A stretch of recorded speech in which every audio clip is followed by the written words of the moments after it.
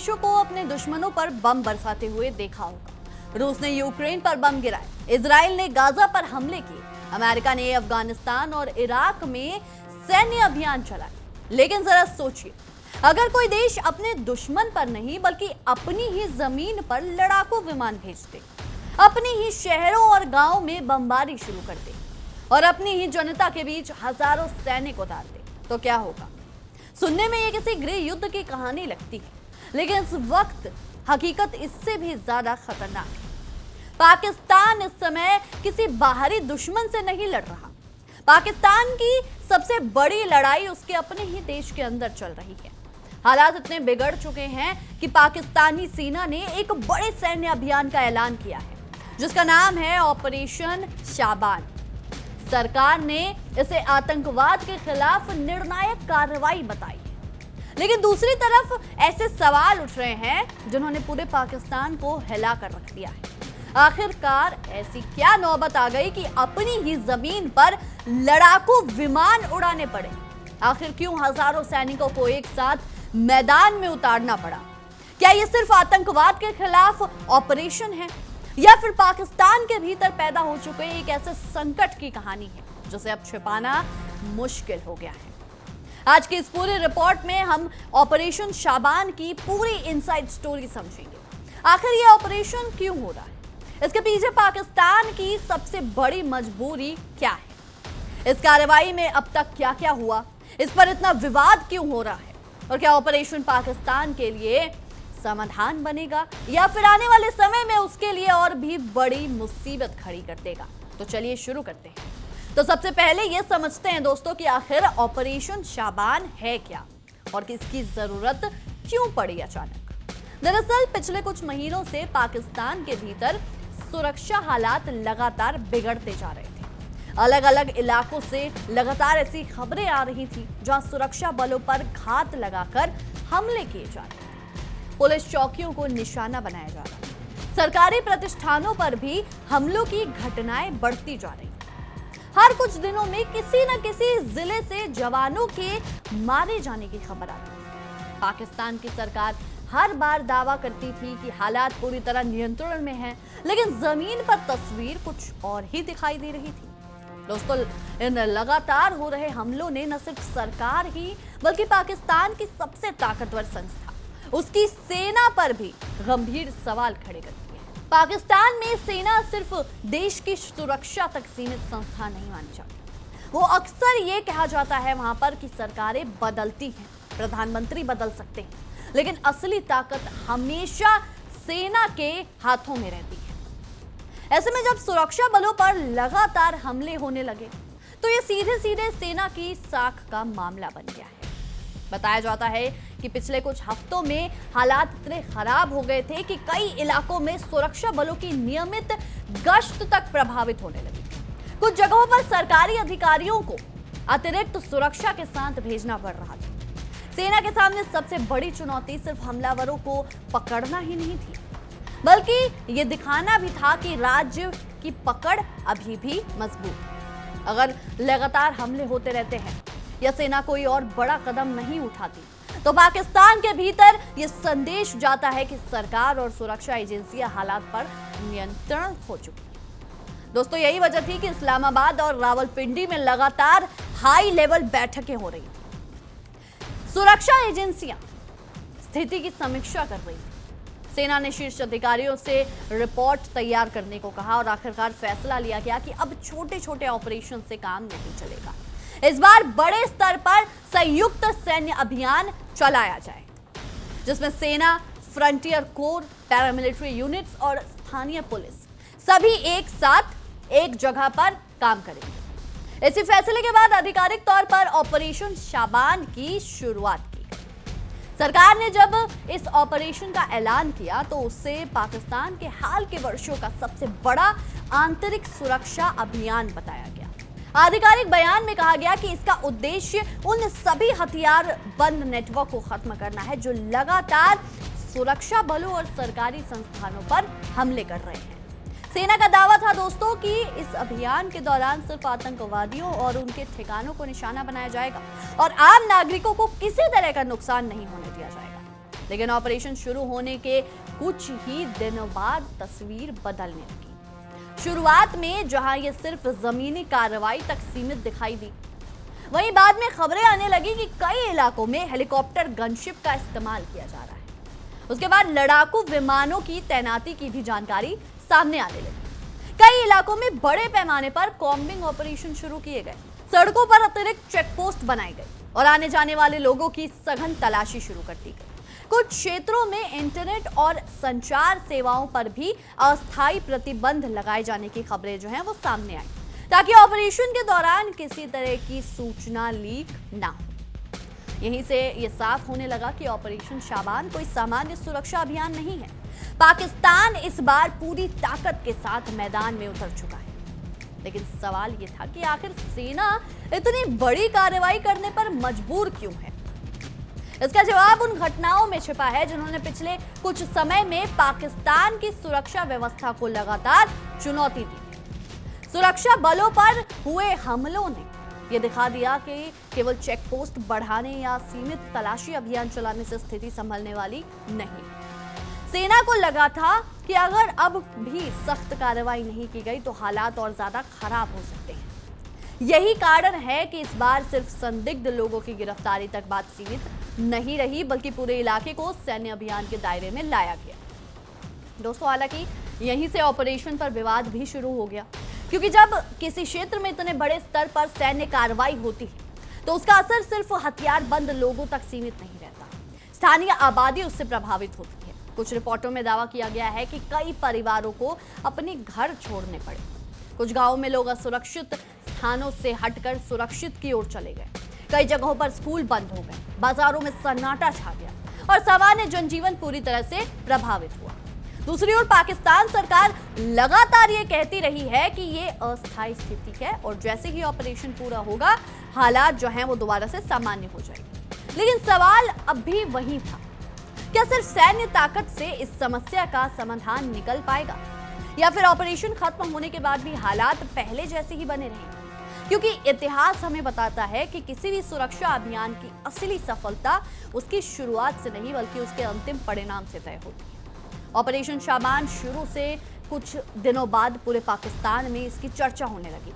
सरकारी मीडिया इसे आतंकवाद के खिलाफ एक निर्णायक और ऐतिहासिक अभियान बता रहा था, जबकि दूसरी तरफ सोशल मीडिया और कई स्वतंत्र पत्रकार लगातार ऐसे सवाल उठा रहे थे जिनका जवाब देना सरकार के लिए आसान नहीं था, क्योंकि जितना बड़ा ये ऑपरेशन दिखाया जा रहा था उतनी ही तेजी से इसके आसपास विवाद भी बढ़ने लगे थे।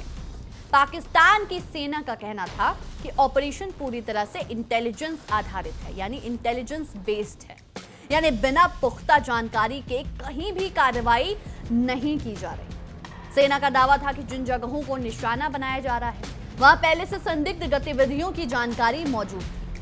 कई महीनों से निगरानी की जा रही और उसके बाद ही एक साथ बड़े स्तर पर कार्रवाई शुरू की गई। आधिकारिक बयान में यह भी कहा गया कि ऑपरेशन का मकसद सिर्फ हथियारबंद नेटवर्क को खत्म करना नहीं, बल्कि उनके हथियारों की सप्लाई, फंडिंग और लॉजिस्टिक सिस्टम को पूरी तरह से तोड़ देना है, ताकि भविष्य में ऐसे हमले दोबारा ना हो सके। लेकिन दोस्तों, जमीन से आने वाली खबरें एक अलग तस्वीर पेश कर रही थी। कई इलाकों में लोगों ने दावा किया कि रात के अंधेरे में सुरक्षा बलों ने बड़े पैमाने पर तलाशी अभियान चलाए। कई घरों की तलाशी ली गई, दर्जनों लोगों से पूछताछ के लिए हिरासत में लिया गया और पूरे इलाकों को घंटों तक सुरक्षा घेराबंदी में रखा गया। कुछ जगहों पर स्थानीय लोगों ने आरोप लगाया है कि कार्रवाई के दौरान उन्हें पहले से कोई सूचना नहीं दी गई, जिसकी वजह से आम परिवार भी दहशत में आ गए। दोस्तों, हालांकि इन दावों की स्वतंत्र पुष्टि हर मामले में संभव नहीं हो सकी, लेकिन इतना जरूर था कि ऑपरेशन शाबान अब सिर्फ एक सैन्य अभियान नहीं रहा, बल्कि ये पाकिस्तान के भीतर एक बड़ा राजनीतिक और सामाजिक मुद्दा बन चुका है। इस बीच अंतर्राष्ट्रीय मानवाधिकार संगठनों की नजर भी इस पूरे घटनाक्रम पर टिक गई।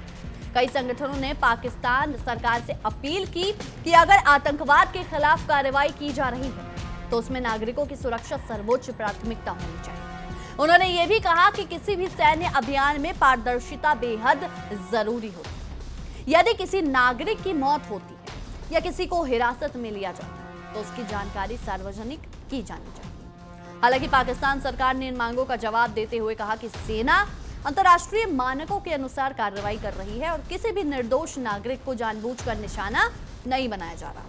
लेकिन सवाल ये भी है कि नागरिकों का नहीं, सवाल आखिर ये है कि आखिर पाकिस्तान बार बार ऐसी स्थिति में पहुंच क्यों जाता है जहां उसे अपने देश के भीतर इतने बड़े सैन्य अभियान चलाने पड़ते हैं। कई रक्षा विशेषज्ञों का मानना है कि जब किसी देश को बार बार अपनी ही सीमाओं के अंदर इस तरह की कार्रवाई करनी पड़े तो ये केवल सुरक्षा चुनौती नहीं होती बल्कि शासन व्यवस्था, खुफिया तंत्र और राजनीतिक प्रतिबंध की भी परीक्षा होती है। क्योंकि अगर समस्या बार बार उसी रूप में वापस आ रही है तो इसका मतलब है कि कहीं ना कहीं केवल सैन्य कार्रवाई पर्याप्त साबित नहीं होती। दोस्तों, यही वजह है कि ऑपरेशन शाबान को लेकर पाकिस्तान के भीतर दो अलग अलग राय सामने आने लगे हैं। एक वर्ग उनका कहना है कि सेना के पास कार्रवाई के अलावा कोई विकल्प ही नहीं बचा। अगर समय रहते सख्ती नहीं दिखाई जाती तो हालात और ज्यादा बिगड़ सकते थे। वहीं दूसरा वर्ग ये सवाल पूछ रहा था कि अगर हर कुछ साल बाद फिर एक नया सैन्य अभियान शुरू करना पड़ता है तो क्या इसका मतलब ये नहीं है कि पहले चलाए गए अभियानों से स्थायी समाधान नहीं निकल पाया। इस पूरे घटनाक्रम का एक आर्थिक पहलू भी है जिसकी चर्चा बहुत कम होती है, वो हम आपको बताते हैं। पाकिस्तान इस समय गंभीर आर्थिक संकट से गुजर रहा है, ये इससे हम सब वाकिफ हैं। हर एक खर्चे के लिए वो IMF के सामने भीख का कटोरा लेके खड़ा हो जाता है। विदेशी मुद्रा भंडार पर दबाव है, महंगाई लगातार ऊंचे स्तर पर बनी हुई है और सरकार पहले से वित्तीय चुनौतियों से जूझ रही है। ऐसे में हजारों सैनिकों की तैनाती, भारी सैन्य उपकरणों का इस्तेमाल, हवाई अभियान और लगातार चलने वाले सुरक्षा ऑपरेशन सरकार पर अतिरिक्त आर्थिक बोझ डालते हैं। रक्षा विशेषज्ञों का कहना है कि किसी भी बड़े पैमाने बड़े सैन्य अभियान की कीमत सिर्फ हथियारों और गोला बारूद तक सीमित नहीं होती। इसके पीछे लॉजिस्टिक्स, ईंधन, खुफिया नेटवर्क, चिकित्सा सहायता और हजारों जवानों की तैनाती जैसे कई ऐसे लागतें होती हैं जो लंबे समय तक सरकारी खजाने पर असर डालती हैं। यानी एक तरफ पाकिस्तान सुरक्षा चुनौती से जूझ रहा है तो दूसरी तरफ उसी चुनौती से निपटने की कीमत उसकी पहले से कमजोर अर्थव्यवस्था को और ज्यादा दबाव में डाल रही है। यही कारण है कि कई विश्लेषकों का मानना है कि अगर ऑपरेशन शाबान लंबे समय तक चलता है तो इसका असर केवल सुरक्षा तक सीमित नहीं रहेगा बल्कि देश की आर्थिक स्थिति पर भी साफ दिखाई देगा। इस पूरे अभियान ने दोस्तों एक और महत्वपूर्ण सवाल खड़ा कर दिया है। क्या आतंकवाद के खिलाफ लड़ाई केवल बंदूक और बम से जीती जा सकती है? दुनिया के कई देशों का अनुभव बताता है कि सैन्य कार्रवाई जरूरी हो सकती है, लेकिन अगर उसके साथ राजनीतिक संवाद, स्थानीय लोगों का विश्वास और विकास की नीति नहीं जोड़ती तो हिंसा का चक्र दोबारा शुरू हो सकता है। और यही वजह है कि ऑपरेशन शाबान को लेकर अब बहस सिर्फ पाकिस्तान तक सीमित नहीं रह गई है। अंतर्राष्ट्रीय सुरक्षा विशेषज्ञ भी इस पर नजर बनाए हुए हैं कि आखिर ये अभियान किस दिशा में जाता है। फिलहाल पाकिस्तान की सेना पूरे विश्वास के साथ कह रही है कि वो अपने घोषित लक्ष्य हासिल करके रहेगी। सरकार भी लगातार दावा कर रही है कि ऑपरेशन सही दिशा में आगे बढ़ रहा है और जल्द ही इसके सकारात्मक परिणाम सामने आएंगे। लेकिन दूसरी तरफ आलोचकों का कहना है कि किसी भी सैन्य अभियान की सफलता का फैसला प्रेस कॉन्फ्रेंस में किए गए दावों से नहीं होता बल्कि जमीन पर बदलते हालात से होता है। यानी आज की तारीख में ऑपरेशन शाबान सिर्फ एक सैन्य कार्रवाई नहीं बल्कि पाकिस्तान की सुरक्षा व्यवस्था, उसकी राजनीतिक इच्छा शक्ति और राज्य की क्षमता, तीनों की सबसे बड़ी परीक्षा बन चुका है। अब पूरी दुनिया की नजर इसी बात पर टिकी है कि आने वाले दिनों में ये ऑपरेशन पाकिस्तान को स्थिरता देगा या फिर एक और लंबे संकट की शुरुआत साबित होगा। अब सबसे बड़ा सवाल यही है कि क्या ऑपरेशन शाबान पाकिस्तान के लिए गेम चेंजर साबित होता है या फिर ये भी उन कई सैन्य अभियानों की तरह इतिहास का एक और अध्याय बनकर रह जाएगा, जिनकी शुरुआत तो बड़े दावों के साथ हुई थी लेकिन नतीजे उम्मीद के मुताबिक नहीं निकले। अगर पिछले 2 दशकों के रिकॉर्ड देखें हम तो पाकिस्तान अपनी सरजमी पर कई बड़े सैन्य अभियान चला चुका है। हर बार सरकार ने कहा है कि अब आतंकवाद की कमर टूट जाएगी, हालात सामान्य हो जाएंगे और राज्य की पकड़ पहले से ज्यादा मजबूत हो जाएगी। कुछ समय के लिए हिंसा में कमी भी देखने को मिलती है, लेकिन फिर कुछ महीनों या कुछ सालों बाद हालात दोबारा बिगड़ते चले गए। यही वजह है कि इस बार भी कई रक्षा विशेषज्ञ ऑपरेशन शाबान को लेकर काफी सतर्क राय दे रहे हैं। उनका कहना है कि किसी भी ऑपरेशन की असली सफलता सिर्फ इस बात से तय नहीं होती कि कितने ठिकाने नष्ट किए गए या कितने संदिग्धों को गिरफ्तार किया गया। असली सफलता तब मानी जाती है जब लंबे समय तक उस क्षेत्र में शांति बनी रहे और सुरक्षा बलों पर हमले रुक जाए। फिलहाल पाकिस्तान की सेना पूरे आत्मविश्वास के साथ ये दावा कर रही है कि ऑपरेशन सही दिशा में आगे बढ़ रहा है। अधिकारियों का कहना है कि कई संदिग्ध ठिकानों पर कार्रवाई की गई है, बड़ी मात्रा में हथियार बरामद भी किए गए हैं और सुरक्षा एजेंसियों को महत्वपूर्ण खुफिया जानकारी मिली है। हालांकि इन दावों की स्वतंत्र पुष्टि हर मामले में संभव फिलहाल नहीं हो पाई है। ये कारण है कि विश्लेषक आधिकारिक दावों के साथ साथ जमीनी हालात पर भी अपनी नजर बनाए हुए हैं। इस पूरे घटनाक्रम का एक अंतर्राष्ट्रीय पहलू भी है। दुनिया के कई देश पाकिस्तान में सुरक्षा स्थिति पर लगातार नजर रख रहे हैं। इसकी वजह सिर्फ क्षेत्रीय स्थिरता नहीं बल्कि ये भी है कि पाकिस्तान एक परमाणु शक्ति है। जब किसी परमाणु संपन्न देश के भीतर बड़े स्तर पर सुरक्षा अभियान चल रहे हैं, आंतरिक तनाव बढ़ रहा है, तो स्वाभाविक रूप से अंतर्राष्ट्रीय समुदाय की चिंता भी बढ़ जाती है। हालांकि अभी तक किसी बड़े देश ने ऑपरेशन शाबान को लेकर खुलकर कोई कठोर प्रक्रिया नहीं दी है, लेकिन यह जरूर कहा है कि आतंकवाद के खिलाफ कार्रवाई करते समय अंतर्राष्ट्रीय मानवाधिकार मानकों का पालन किया जाना चाहिए। एक और महत्वपूर्ण पहलू यह भी है दोस्तों कि इस ऑपरेशन के चलते पाकिस्तान की राजनीतिक व्यवस्था, इस पर भी तनाव बढ़ सकता है। जब किसी देश में लंबे समय तक सुरक्षा अभियान चलता है तो सरकार का पूरा ध्यान उसी पर केंद्रित हो जाता है। ऐसे में अर्थव्यवस्था, रोजगार, महंगाई और विकास जैसे मुद्दे पीछे छूटने लगते हैं। पाकिस्तान पहले से ही आर्थिक चुनौतियों से जूझ रहा है। आम जनता महंगाई, बिजली की बढ़ती कीमतों और बेरोजगारी जैसी समस्याओं का सामना कर रही है। ऐसे माहौल में अगर सुरक्षा संकट और लंबा खिंचता दिखाई दे तो सरकार के सामने दोहरी चुनौती खड़ी हो सकती है। एक तरफ सुरक्षा बनाए रखना और दूसरी तरफ जनता की आर्थिक परेशानियों का समाधान करना। यही वजह है कि कई राजनीतिक विश्लेषकों का मानना है कि ऑपरेशन शाबान सिर्फ सुरक्षा अभियान नहीं बल्कि पाकिस्तान की शासन व्यवस्था की भी परीक्षा है। अगर सरकार इस अभियान के बाद स्थिरता स्थापित करने में सफल होती तो इससे बड़ी उपलब्धि मानी जाएगी। लेकिन अगर हिंसा का सिलसिला जारी रहता है तो सवाल केवल सुरक्षा एजेंसियों पर नहीं बल्कि पूरे प्रशासनिक ढांचे पर उठेंगे। इस पूरे मामले से एक बात और साफ होती है कि किसी भी देश की सबसे बड़ी ताकत सिर्फ उसकी सेना नहीं होती बल्कि उसकी राजनीतिक स्थिरता, मजबूत संस्थाएं और जनता का विश्वास होती है। अगर इन तीनों के बीच संतुलन बना रहे तभी सुरक्षा अभियान लंबे समय तक प्रभावी साबित हो सकते हैं। लेकिन जब सुरक्षा, राजनीति और अर्थव्यवस्था तीनों एक साथ दबाव में आ जाए तो चुनौतियां कई गुना बढ़ जाती हैं।